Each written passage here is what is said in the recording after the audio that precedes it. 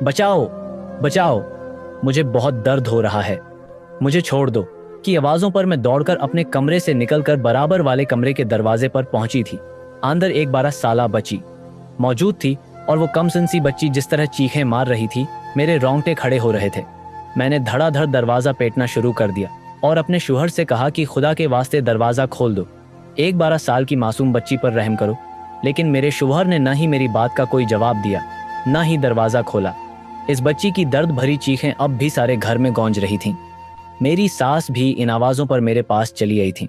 वो भी खौफजदा हो गई थी कि पता नहीं बंद कमरे के अंदर क्या हो रहा है। कुछ देर तक वो मेरे साथ ही दरवाज़ा पैटती रहीं। फिर वो भी अपने बेटे पर चीखने चलाने लगी और कहने लगी कि दरवाज़ा खोलो, क्या कर रहे हो तुम? एक 12 साल की बच्ची है, वो कुछ तो शर्म करो, मर जाएगी वो, तुम्हारे जुल्म से कुछ खुदा का खौफ करो, दरवाज़ा खोल दो। मेरी सास ने गुस्से जोर ज़बरदस्ती और फिर मंतों से मेरे शौहर को रोकने की हर मुमकिन कोशिश कर ली, लेकिन मेरे शौहर ने किसी तरह दरवाज़ा न खोला। धीरे धीरे उस बच्ची की चीखें ठंडी पड़ने लगीं और साथ साथ मेरे और मेरी सांस के भी ठंडे पसीने छोड़ने लगे। हम दोनों दरवाजे के साथ लगकर खड़े थे, लेकिन अंदर से कोई आवाज़ सुनाई नहीं दे रही थी। मेरी आंखों से मुसलसल आंसू बह रहे थे। मुझे अपने शौहर से ऐसे जुल्म की हरगिज़ भी उम्मीद नहीं थी। वो तो एक पढ़े लिखे समझदार इंसान थे, फिर कैसे वो एक 12 साला बच्ची पर सितम का पहाड़ तोड़ सकते थे? मुझे तो ये भी अंदाज़ा नहीं था कि वो इस बच्ची के साथ क्या कर रहे हैं। इस रात का एक एक पल कयामत की तरह गुजर रहा था। मेरी सास तो थक हार कर अपने कमरे में चली गई थी, क्योंकि वो जान गई थी कि उनका बेटा अब किसी की सुनने वाला नहीं है। लेकिन मैं उम्मीद लगाए बैठी थी कि क्या पता मेरे शौहर को उस बच्ची पर रहम जाता। धीरे धीरे रात सुर्ख रही थी और ऐसे लग रहा था जैसे कोई मेरे पैरों से जान निकाल रहा हो।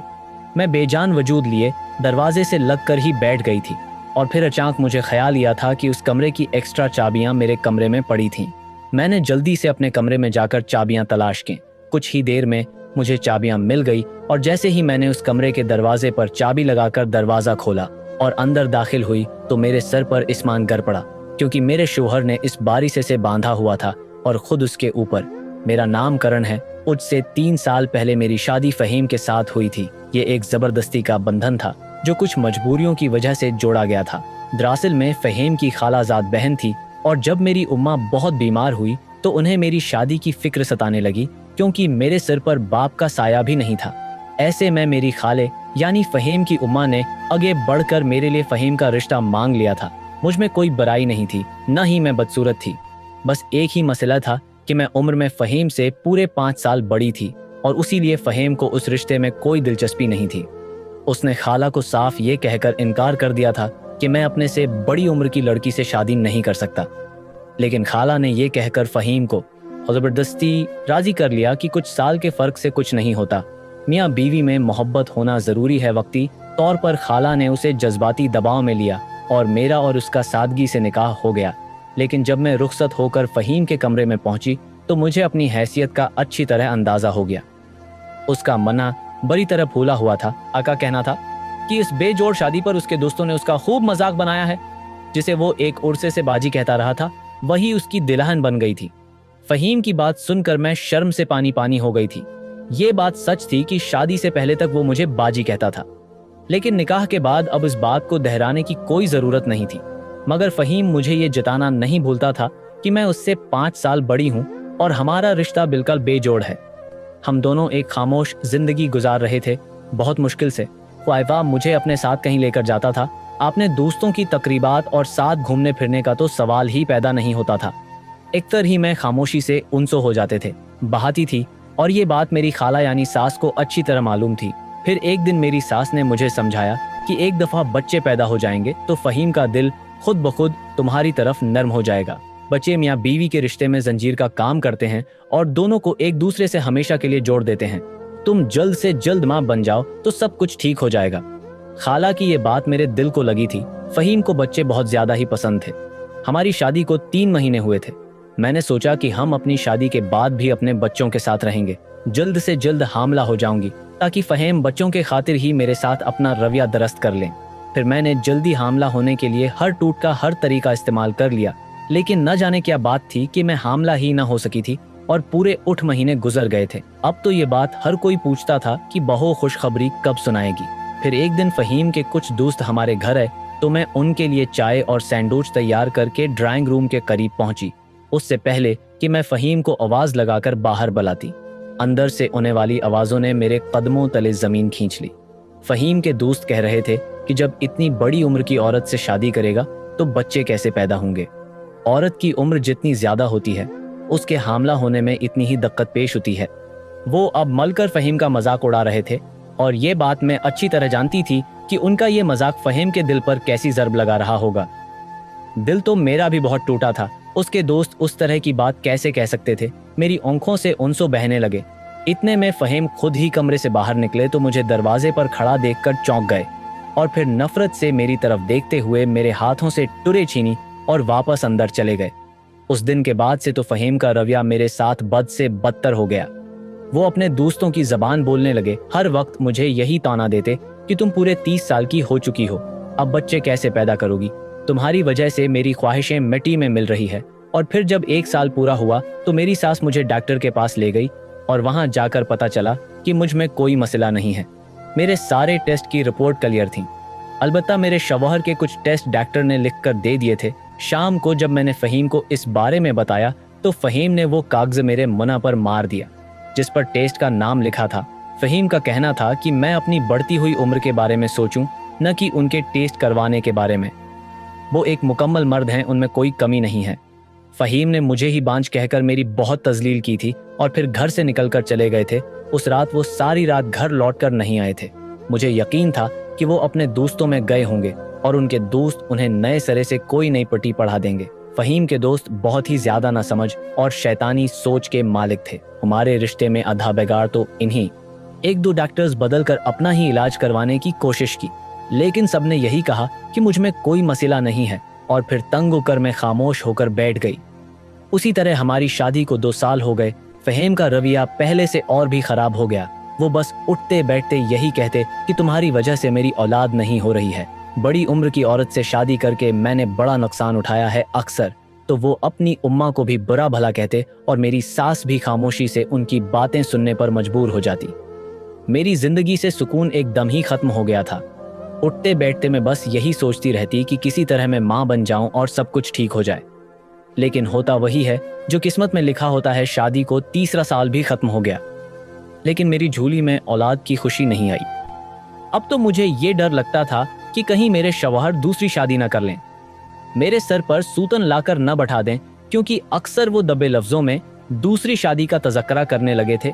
और फिर एक रात मेरे शौहर एक 12 साला बच्ची को लेकर घर में दाखिल हुए थे, जिसे दुल्हन के रूप में देखकर मैं और मेरी सास दोनों ही हैरान हुए थे, रह गए थे। और फिर मेरे शौहर से उस बच्ची के बारे में पूछने पर जो जवाब मेरे शौहर ने दिया था वो सुनकर तो मेरे कदमों तले जमीन ही निकल गई थी। मेरी सास खुद फटी फटी आंखों से अपने बेटे को देख रही थी, जिसने इस 12 साला बच्ची को हमारे सामने करके ये कहा था कि अब वो इस घर में ही रहेगी क्योंकि वो मेरे शौहर हैं कि बैवी है। मुझे तो लगा था जैसे किसी ने मेरे सर पर आसमान गिरा दिया हो। वो दबली पतली मासूम सी गड़िया जैसी बच्ची घबराई हुई नजरों से सारे घर को देख रही थी। मेरे शौहर ने मुझे हुक्म दिया था कि मैं उसे पीठ भरकर खाना खिलाऊं और फिर साथ वाले कमरे में छोड़ दूं। खुद दो किसी जरूरी काम से घर से निकल गए थे। उनके जाते ही वो मासूम सी गड़िया मुझसे पूछने लगी, आंटी अंकल मुझे यहाँ क्यों लाए हैं? मुझे दुल्हन क्यों बनाया गया है? अब लोग कौन है? मेरे बाबा ने मुझे यहाँ क्यों भेजा है? और मैं बस इस मासूम सी गड़िया को देखकर अपने आंसुओं पर जब्त कर रही थी कि कहीं वो मजीद परेशान ना हो जाए। मैंने उसके सर पर हाथ रखकर उसे तसल्ली दी थी कि परेशान ना हो, हम सब तुम्हारे अपने हैं, अब से यही तुम्हारा घर है। मैं उसे क्या बताती कि वो यहाँ किस रिश्ते में बांध कर लाई गई थी, न जाने वो कौन थी और मेरे शौहर उसे कहाँ से उठाकर लाए थे, जैसे ये भी पता नहीं था कि उसकी फहीम के साथ शादी हुई है। वो तो फहीम को अंकल कह रही थी। मैंने उसे खाना खिलाकर उसके कमरे में छोड़ दिया था। वो बेड पर बैठकर भी काफी परेशान नजर आ रही थी। मैंने उसे समझाया था कि 1-2 दिन में तुम्हारे बाबा आकर तुम्हें ले जाएंगे, जब तक तुम यहाँ मेहमान हो। ये सुनकर उसे तसल्ली हो गई थी। मैं उसे छोड़कर बाहर निकली तो मेरी सास ने मुझे अपने कमरे में बुला लिया। मैंने अपने उनसों पर पहरा बैठाया और अपनी सास के पास गई तो मेरी सास ने मेरा हाथ पकड़ा और तसल्ली देते हुए कहने लगी कि अभी फहीम घर लौटेगा तो मैं इससे बात करूंगी। वो इतनी कम उम्र बच्ची को कैसे दुल्हन बनाकर ला सकता है? और फिर तुम भी तो इस घर में मौजूद हो, तुम्हारे होते हुए कैसे वो दूसरी शादी कर सकता है? अपनी खाला यानी सास की बात सुनकर मेरा ज़ब्त टूटा था। मैंने रोते हुए अपनी सास की तरफ देखा और कहा कि एक अनचाही बीवी को एक मर्द कब तक बर्दाश्त करेगा। उसी लिए अब के बेटे ने दूसरी शादी कर ली है। मैं नहीं जानती कि मैं बांझ हूं या नहीं, लेकिन इतना जरूर जानती हूं कि फहीम को इतनी कम उम्र बच्ची की जिंदगी तबाह करने का कोई हक नहीं था। हमें इस बच्ची के लिए कुछ ना कुछ करना होगा। अगर मैं फहीम से 5 साल बड़ी हूं तो वो बच्ची फहीम से कम 10 साल छोटी होगी है, तो फिर उसके साथ फहीम ऐसा जुल्म कैसे कर सकता है। मेरी सास कहने लगी, तुम फिक्र न करो, मैं तुम्हारे साथ हूँ। रात 12 बजे के करीब फहीम घर लौटे तो मैं और मेरी सास लाउंज में ही बैठे थे। मेरी सास ने फौरा अपने बेटे को पास बुलाया और गुस्से में पूछा कि ये हरकत तुमने कैसे की है, कहाँ से उठाकर लाए हो इस बच्ची को, किसकी गरीबी खरीदी है। फहीम मुस्कुराया और कहने लगा, मेरी दुकान पर जो बूढ़ा मुलाजिम काम करता है ये उसकी बेटी है, उसे पैसों की जरूरत थी, इसीलिए मैंने उसे 2 लाख रुपए दे दिए और उस बच्ची से शादी कर ली है। अब से ये इसी घर में रहेगी। ये मेरी बीवी है और यही मेरे बच्चे पैदा करेगी। आपने तो उसे मेरी बीवी बनाकर मेरी जिंदगी ही तबाह कर दी है। मेरे शौहर ने एक हिकारत आमेज नजर मेरी तरफ डाली और कहने लगे कि इस बांझ के लिए मैं अपनी जिंदगी बर्बाद नहीं करूंगा। मेरी सास ने फहीम को रोकने की कोशिश की, लेकिन वो बड़े बड़े कदम उठाते उस कमरे में चले गए जहां उनके हुक्म पर मैंने उस बच्ची को छोड़ा था। ये सोचकर ही मेरा दिल घबरा गया था कि मेरा शौहर उज की रात एक 12 साला बच्ची के साथ। मैं सिवाय अपनी किस्मत पर उनसो बिहाने और अपने शौहर के फैसले पर अफसोस करने के और कुछ नहीं कर सकती थी। मैंने खुद को अपने कमरे में बंद कर लिया और जाए नमाज बचाकर अल्लाह के हुजूर पेश हो गई। मेरा दुख बहुत बड़ा था। मेरे शौहर ने औलाद न होने की सज़ा मुझे उस तरह सुनाई थी कि मेरा हर रिश्ते पर से ही एतबार उठ गया था। यूं ही रोते रोते मुझे आधा घंटा भी नहीं गुजरा था कि मेरे कानों में उस बची माह रख के चीखने की आवाज़ सुनाई दी थी। वो चीख चीख कर मदद के लिए किसी को बुला रही थी और जैसे ही मुझे अंदाज़ा हुआ कि मेरा शौहर उस पर कोई जुल्म ढा रहा है, मैं सब कुछ छोड़कर उस कमरे की तरफ भागी थी और वाकई ही मैं हिरख की चीखें बता रही थी कि मेरे शौहर ने बर्बरीत की इंतहा कर दी है। मैंने हर तरह से दरवाज़ा पेट डाला। मेरी सास ने भी हर मुमकिन कोशिश कर ली, लेकिन फहीम ने दरवाज़ा न खोला। हर गुजरते पल के साथ मेरी जान निकलती ही जा रही थी।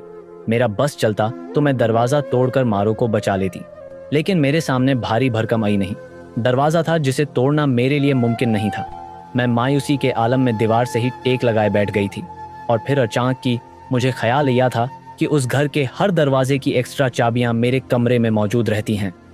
मुझे अपने उप पर अफसोस हुआ था कि ये ख्याल मुझे इतनी देर बाद क्यों आया। मैं उठकर दौड़ी थी और मैंने जाकर एक्स्ट्रा चाबियों का गुच्छा अलमारी की दराज से निकाल लिया था। फिर एक एक करके मैंने चाबियां दरवाजे में लगाने शुरू की और फिर काफ़ी देर बाद एक चाबी दरवाजे पर लग गई और जैसे ही दरवाज़ा खुला और मैं अंदर दाखिल हुई तो मेरी चीखें सारे घर में गूंज उठी, क्योंकि मेरे सामने का मंजर इतना ही भयानक था। मेरे शौहर ने इस 12 साला बच्ची को बरहना करके बस्तर से बांधा हुआ था। उसके दोनों हाथ भी रस्सियों से जकड़े हुए थे और पाँव भी, और वो खुद किसी वहशी दरिंदे की तरह इस बच्ची पर सवार था। मैंने आगे बढ़कर अपने शौहर को बालों से खींचकर पीछे की तरफ फेंका तो वो एकदम ही गिर पड़ा। ऐसा लग रहा था जैसे वो जुनून की कैफियत में हो और उसे अपना कुछ होश भी ना हो। वो बच्ची बिस्तर पर बेहोश सी पड़ी थी, उसीलिए उसकी चीखों की आवाज़ भी बंद हो गई थी। मेरे शौहर ने मुझे देखा तो गुस्से से दीवाना हुआ और मुझे मारने के लिए उन्हें लगा अगर बात मेरी होती तो शायद मैं उससे मार भी खा लेती। लेकिन बात इस 12 साला मासूम है बच्ची की थी जो पूरी तरह बर्बाद हो चुकी थी। इसीलिए जो मेरे हाथ या मैंने उठाकर अपने शौहर के सर पर दे मारा और उसके सर से खून का फवारा फूट पड़ा। वो अपने सर पर हाथ रखता चीखता हुआ मुझे गालियां देता कमरे से निकल गया। मेरे हाथ में एक लोहे का पुराने जमाने का गलदान था जिसने मेरे शौहर के सर पर ऐसी ज़रब दी थी कि वो बर्दाश्त ही नहीं कर पाया था। उसके जाते ही मैंने मारिख की रस्सियां खोली और उसे होश दिलाने की कोशिश की, लेकिन उसका पूरा वजूद खून से भरा हुआ था। बस्तर की चादर तक खूनलवुद थी। मैंने उसे चादर में लपेटा और गोद में उठाकर अपनी सास के कमरे में भागी, जो जाए नमाज पर बैठी दुआएं मांग रही थी। उन्होंने मुझे मारिख के साथ देखा तो फौरा उठ गई और फिर मारिख की हालत देखकर तो वो भी फूट फूट कर रोने लगी। हम उसे अस्पताल ले जाते तो हम दोनों पर ही केस बन जाता, और अगर ऐसे ही घर रखते तो न जाने उसके साथ किया होता। फिर मेरी सास को ख्याल आया कि उनकी एक दूर के रिश्तेदार की बेटी डॉक्टर है। मेरी सास ने उसे फ़ोन करवाया और कहा कि कुछ इमरजेंसी है, जल्दी आ जाओ। जब वो हमारे घर आई और उसने बच्ची की हालत देखी तो वो हैरान रह गई। मैंने झूठ का सहारा लिया और कहा कि ये बच्ची हमें दरवाजे पर पड़ी मिली थी, वो रिश्तेदार थी। उसलिए उसने ज्यादा सवाल जवाब न किए और उस बच्ची का ट्रीटमेंट शुरू कर दिया। उसने बताया कि बड़े वहशियाना तरीके हैं से उसका जिनसी इस्तेसाल किया गया है। ये तो पुलिस केस बनना चाहिए, बनना तो वाकई ही पुलिस केस चाहिए था। लेकिन मेरी सास ने फिलहाल इस मामले को दबा दिया। डॉक्टर चली गई और जब उस बच्ची को होश आया तो वो नफसियाती दबाव का इस कदर शिकार हो चुकी थी कि बड़ी तरह चीखें मार रही थी। उसे कुछ होश नहीं था। मैंने उसे अपने सीने से लगाकर खामोश करवाना चाहा, लेकिन उसकी चीखें तो सारे घर में गूंज रही थीं। और वो क्यों न चीखती 12 साल की उम्र में। जो हाल उसका फहीम ने किया था, उसके बाद उसकी जहनी हालत ठीक होना बहुत ही मुश्किल था। मैं उसे अपने कमरे में ले गई, अपने साथ लटाया, दवाएं खुलाएं। वो दवाओं के जेर असर नींद में चली गई। मुझे अपनी और उसकी किस्मत पर रोना आ रहा था। हम दोनों की बर्बादी का जिम्मेदार एक ही इंसान था, जो शायद अपने दोस्तों के बहकावे में आकर इंसानियत तक भूल चुका था। फहीम के दोस्त हमेशा से ही खराब थे, लेकिन ये बात न ही कभी फहीम को समझ आई थी और न ही मैं उसे समझा सकी थी। मुझे पूरा यकीन था कि इस कम उम्र बच्ची से दूसरी शादी का मशूरा भी उसके दोस्तों ने ही दिया होगा, लेकिन मैंने अहद कर लिया था कि मैं उस बच्ची को फहीम के उताब का शिकार नहीं होने दूंगी। उधा दिन ऐसे ही गुजर गया था। वो ही बच्ची सूती ही रही थी, अलबत्ता नींद में भी वो सस्कियां लेती और छोड़ दो की आवाज़ देती। औधे दिन बाद मेरे कमरे का दरवाज़ा ज़ोर ज़ोर से बजने लगा।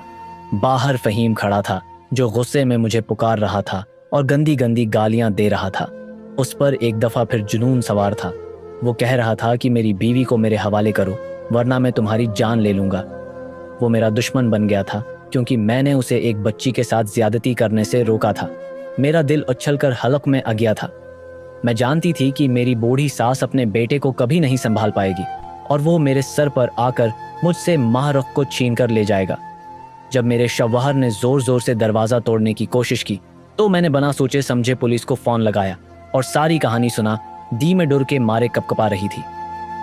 मैंने जिंदगी में कभी किसी ऐसी सिचुएशन का सामना नहीं किया था और फिर कुछ ही देर बाद पुलिस के सायरन घर के बाहर गूंजने लगे। पुलिस की गाड़ियों की आवाज पर मेरी सांस में सांस आई थी और दरवाजा पीटते फहीम की हाथ भी रख गए थे। कुछ ही देर बाद भारी भर कम बोटों से घर गूंजने लगा और फिर फहीम को गिरफ्तार कर लिया गया। कुछ देर बाद कमरे का दरवाजा दोबारा बजा और एक अनजानी आवाज आई कि मैं पुलिस इंस्पेक्टर खां हूं, अब दरवाजा खोल दें, अब आप महफूज हैं। मैंने डरते डरते दरवाजा खोला तो वाकई बाहर पुलिस की नफरी थी। उन्होंने मुझे और माहरुख को बहफाजत अस्पताल मुंतकिल कर दिया क्योंकि इस बच्ची की हालत अभी भी ठीक नहीं थी। मेरे शौहर को वो लोग गिरफ्तार करके ले गए थे। मेरी सास अपने बेटे को बुरा कहने की बजाय मुझे बुरा भला कह रही थी क्योंकि मैंने उनके इकलौते बेटे को गिरफ्तार करवा दिया था, ये जानते हुए भी कि उनके बेटे का जुल्म किस कदर बड़ा था। उन्हें मैं ही गलत नजर आ रही थी। बिज़ाहिर वो बड़ी नेकोकार बनती थी, लेकिन जब इंसाफ का वक्त आया तो उनकी ममता का पलड़ा भारी हो गया और इंसानियत को उन्होंने एक तरफ कर दिया। 4 दिन में और माहरुख अस्पताल में रहे थे। वो बच्ची इस कदर तनाव का शिकार थी कि होश में उते ही चीखना चलाना शुरू हो जाती थी और मेरी सास वो चाहती थी कि मैं ये केस वापस ले लूं और किसी तरह इस मामले को रफो दफा कर दूं, लेकिन मैंने साफ इनकार कर दिया क्योंकि इतने सालों में मैं फहीम की फितरत को अच्छी तरह जान गई थी। उसमें इंसानियत नाम की कोई चीज नहीं थी। अगर वो बाहर निकलता तो दोबारा माहरुख के साथ बुरा ही सलूक करता। मैंने खला के कागजात तैयार करवाए थे और साथ ही केस लड़ना शुरू कर दिया था। मेरी सास ने मुझे ये कहकर घर से निकाल दिया था कि उन्होंने मुझ पर एहसान किया और मैंने उनका घर बर्बाद कर दिया। मैं माहरुख के साथ वापस अपने घर आ गई थी। उसने बताया था कि उसके वालिदैन बहुत गरीब हैं और उसके काफ़ी सारे बहन भाई हैं, उसी लिए उसके बाप ने उसे फहीम के हाथों बेच दिया था। मैं जानती थी कि अगर वो दोबारा अपने घर जाती तो फिर उसका बाप उसके साथ यही कुछ करता। उसी लिए मैंने उसको अपने पास रख लिया और अपनी बीमार माँ के साथ उसकी भी देखभाल करने लगी। मेरी माँ भी चाहती थी कि मैं फहीम को माफ़ कर दूं और उसे एक मौके दूं, क्योंकि उनका भी यही मानना था कि मेरी खाला ने मुझे अपनी बहू बनाकर मुझ पर एहसान किया था। लेकिन मेरी नज़र में ये एहसान नहीं था। वो जानती थीं कि उनके बेटे की फितरत कैसी है, उसी लिए उन्होंने उसकी शादी मुझसे करवाई थी ताकि मैं सारी ज़िंदगी मना बंद करके उनके एहसान और तल्ले दब के उनके बेटे की हर बुराई को बर्दाश्त कर लेती। कभी कभी ज़िंदगी में शादी ही सब कुछ नहीं होती और न ही शादी हर मसले का हल होती है। मेरी बूढ़ी माँ को लगा था کہ میری شادی کر کے ان کی زندگی میں سکون ہو جائے گا، لیکن سچ تو یہ تھا کہ میری شادی نے مزید میری زندگی کو دکھوں گڑھا بنا دیا تھا۔ آج میں ماہرخ کے ساتھ ایک پرسکون زندگی گزار رہی ہوں، وہ تعلیم حاصل کر رہی ہے اور میں اسی اسکول میں استانی بن گئی ہوں، اپنی ماں کی خدمت بھی کرتی ہوں اور گھر کی دیکھ بھال بھی۔ اگر ایک عورت ہمت کرے اور آگے بڑھنے کا عزم کرے تو پھر اسے فہیم جیسے کسی شخص کے ساتھ زبردستی گزارا نہیں کرنا پڑتا۔